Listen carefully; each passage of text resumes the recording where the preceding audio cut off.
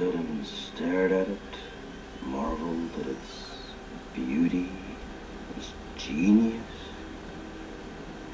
Billions of people just living out their lives, oblivious.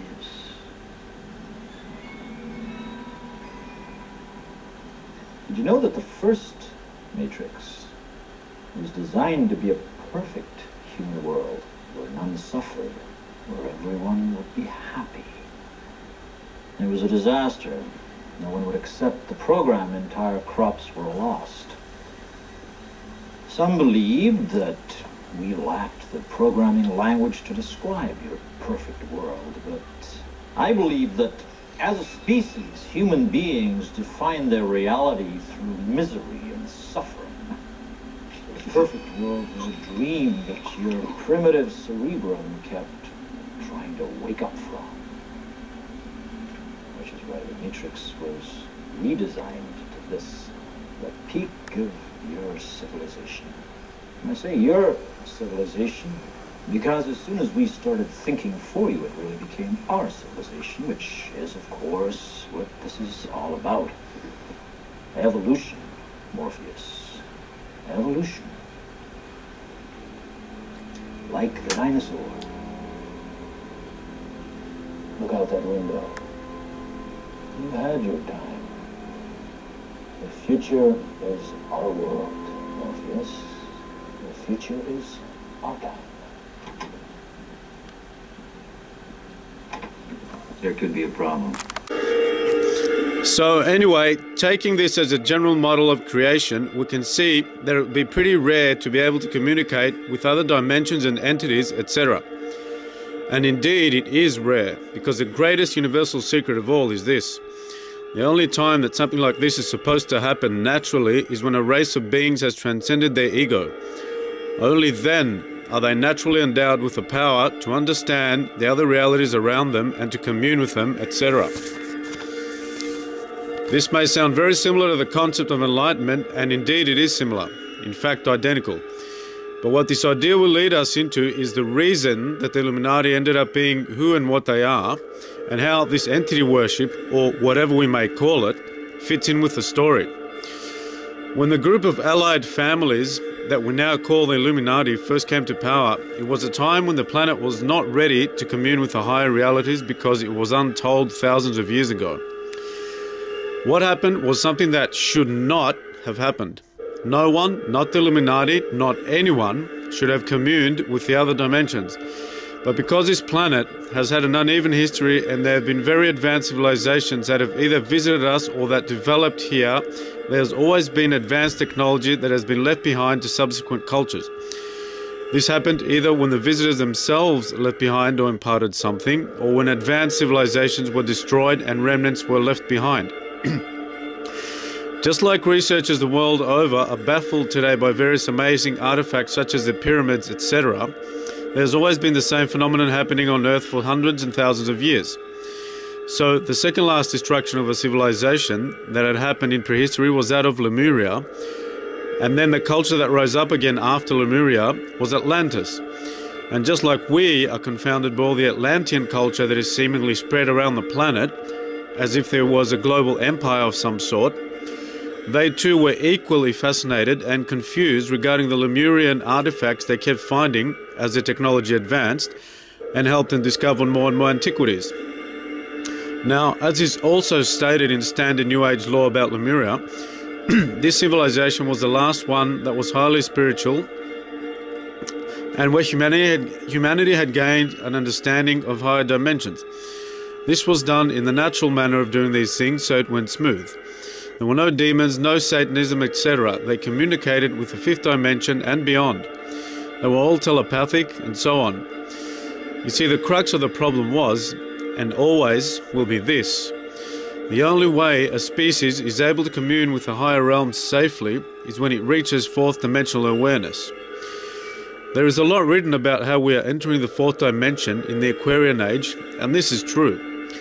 Like I said earlier, we are approaching a time when everyone will be naturally psychic.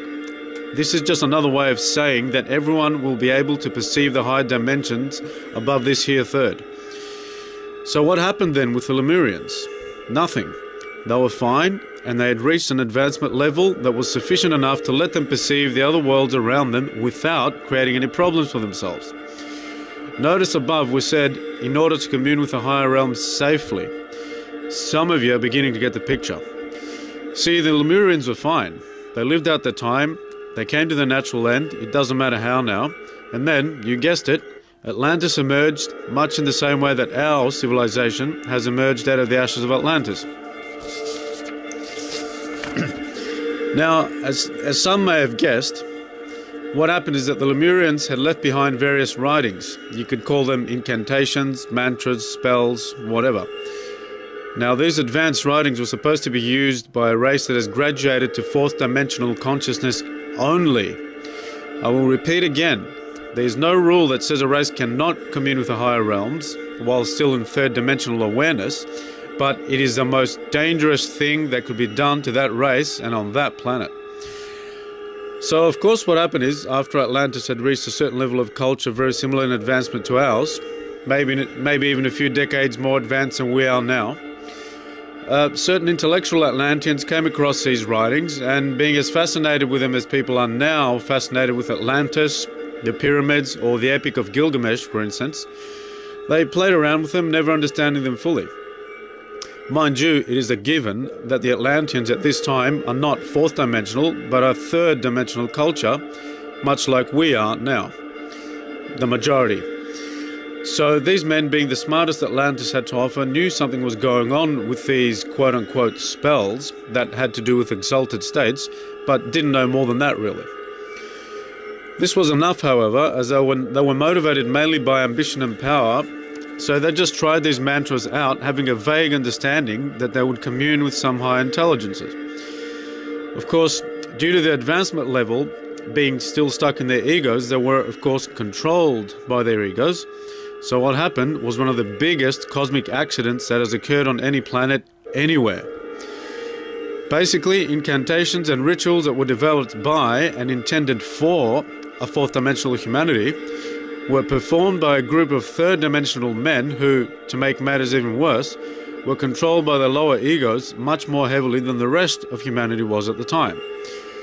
They were the worst people that could have possibly performed these rituals, being virtually the most selfish, ambitious and ruthless men of their time.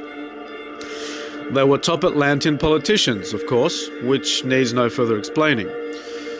Now, when these people tried these rituals with an egotistical, power-driven frame of mind, the rituals, which were originally designed to contact benevolent intelligences and masters from the fifth dimension and beyond, in order to assist the Lemurians in their spiritual advancement, backfired and created a tear in the fabric of the Earth's dimensional matrix. Something incredibly unnatural happened, and instead of opening a doorway to the fifth dimension, which of course would have been impossible for anyone other than the fourth dimensional human to do, they somehow opened a doorway that allowed lower fourth dimensional astral beings to access the third dimension. This is not something that occurs naturally on a planet, so the Earth for the last 12,000 years has been increasingly becoming a hell of an ever greater magnitude. Needless to say that these lower fourth dimensional astral entities are one and the same as reptilians, demons, ghosts, discarnate entities, etc., etc. You name it. There are a million different terms for these things, but this is the origin of the whole problem, and it is not something that happens to a planet as part of its normal evolutionary cycle. Not in such a perverted way in any case. So while these lower astral entities, that are actually nothing more than negative thought forms if you really must know, were never supposed to find a doorway into our third dimension, they are here nevertheless. This is a travesty of nature, but it has happened on some worlds just like it has happened here. While there are deeper levels as to the why, and we could go on forever about why this had to happen on Earth at this stage of its evolution in order for us to learn this or that lesson as a planet, blah blah blah, but it doesn't matter. The point is that it is something that very rarely happens on a world, and it is something that eventually turns that world into a wasteland that exists in some hellish purgatory that isn't quite the third dimension or the fourth.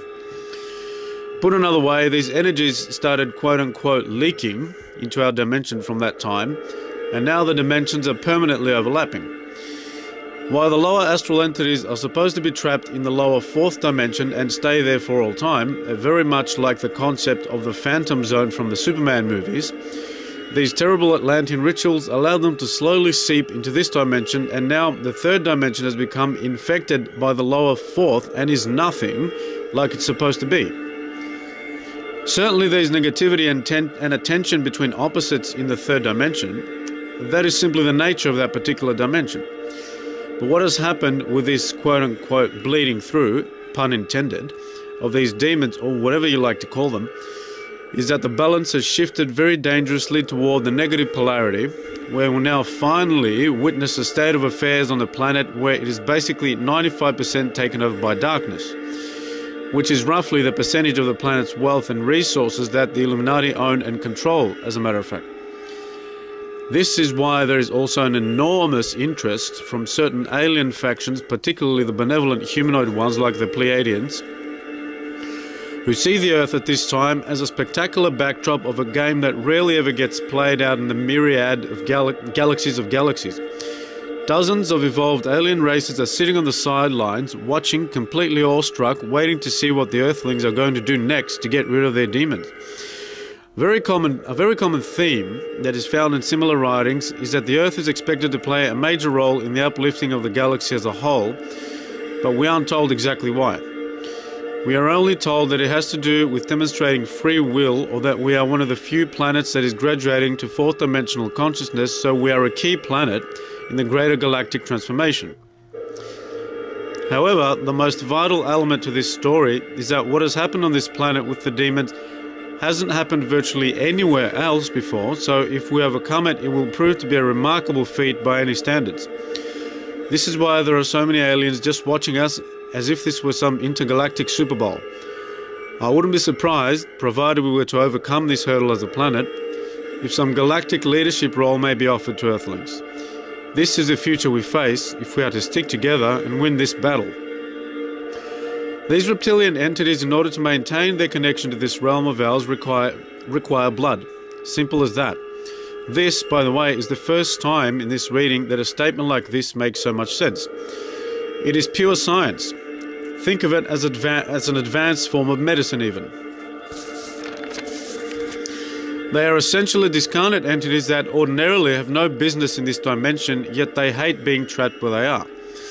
So when they found an opportunity to escape from the lower astral, they convinced the Atlantean occultists to offer them blood. These men didn't know exactly why this was so, but a deal was made where the entities would exchange knowledge for sacrifices offered. Without an explanation like this, satanic rituals never really made total sense. However, with this frame of reference in mind, we can easily see that all it boils down to is the following. Intelligent energies that decided they wanted to quote-unquote move into this dimension permanently found they could only do so by consuming the blood of entities that are actually supposed to be inhabiting this dimension, i.e. humans or animals. Now, blood seems all gory and disgusting to us because it reminds us of pain and death, but seeing it in a more clinical, mechanical way, you could say that a human's blood is their energy supply, something like their liquid power source. And these entities need it as well because it seems that blood is inextricably linked with life in the third dimension. If we were machines, think of blood as something like petrol. And in fact, it may not be much more than that, come to think of it. There's nothing more supernatural to it than this. It's just that it's been kept secret from us in case we figured out how to stop these people. And the only reason we are sickened by the sight of blood is because it is synonymous with the ultimate pain, death. So presenting all this stuff in this manner certainly makes it much more scientific and less scary. For all we are dealing with are entities that are trying to hijack our dimension and gain a permanent footing here when they shouldn't even be here at all.